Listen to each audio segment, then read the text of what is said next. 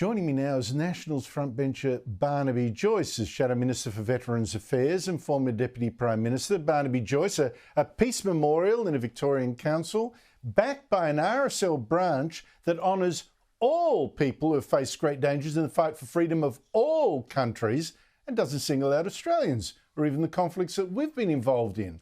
I mean, wow, what do you make of this? What's it there for? Boudica. Maybe Queen Boudica is represented in that memorial.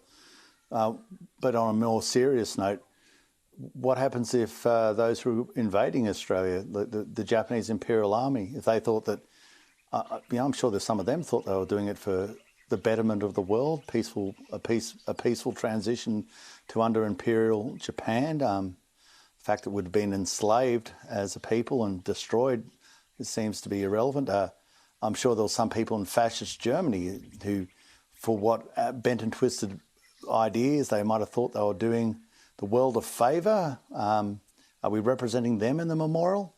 The memorials are supposed to represent the Australian people who died protecting Australia, fighting for our nation in conflicts against adversaries who completely were in the wrong, whether it was Imperial Japanese, whether it was fascism, whether it was protecting Australia from communism. That's what war memorials are supposed to represent. Our nation, our blood, our people who went out and engaged with the enemy by day or by night, but regardless of season, weather or terrain. That's what war memorials are supposed to represent. Well, talking about war memorials, what about the Australian War Memorial?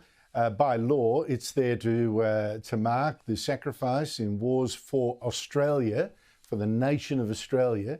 In fact, now it's got a whole lot of exhibits about the so-called Aboriginal Wars of Resistance as well. I mean, it's right from the top. The rod is starting right from the top. Well, this is crazy. There is no Australian army that fought in a war in Australia against Aboriginal people. It just didn't happen, okay? It is not the truth. There was no general who was responsible for a conflict against Aboriginal people. It just did not happen. It is mythology, and it is false mythology to try and make this up. There were certainly skirmishes, there were police events, there were criminal events, but there was no war. And when people say there was a war, it is just belies either their understanding of history or their willingness to tell the truth. It did not happen. So to represent something in the war memorial that did not happen, there was not one person, one Australian soldier in an Australian uniform that went out and fought against an Aboriginal army or was under the command of a general as part of a campaign. It just never happened. So why do we get sucked into this sort of lefty rubbish where we feel embarrassed about telling the truth? It just didn't happen, so it shouldn't be in the war memorial. There were actions against what was thought as criminal gangs at the time. I don't recall a war, but people are determined to make it look so. Meanwhile, Opposition Leader Peter Dutton, I mean, I tell you, Barnaby, it's going to be a theme this year. I think pushing back against the people trying to divide and trash Australia is really important, and it's going to gain ground because we're now seeing the fraying of this country. Opposition Leader Peter Dutton, he's called for a boycott of Woolworths stores after Woolworths banned the sale of merchandise for Australia Day. But I heard Agriculture Minister Murray Watt today, and he thought this was outrageous. He thought, who would care if a major supermarket refuses to let shoppers celebrate Australia Day? Here he is. Our government is focused on the war on inflation. Peter Dutton is always focused on a culture war. Peter Dutton is focused on putting the jobs of more than 200,000 workers at risk just so he can score a cheap political point on a radio station.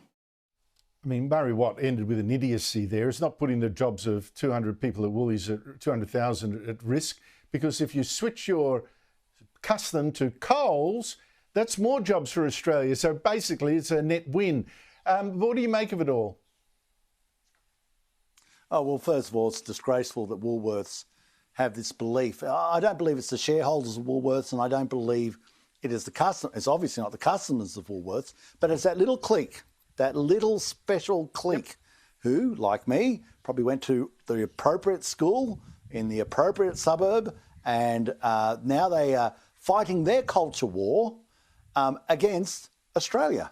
They've decided that they'll impose on their organisation that they can't, that they will not be selling the merchandise to celebrate Australia's Day.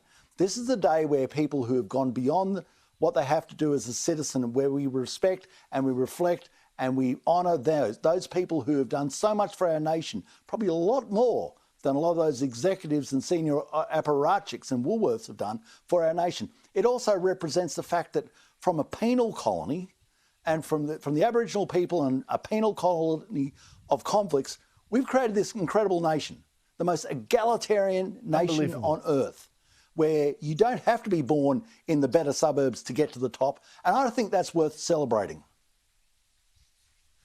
Barnaby, look, we keep getting told we're part of Asia, you've got to accept it. You look throughout Asia, right?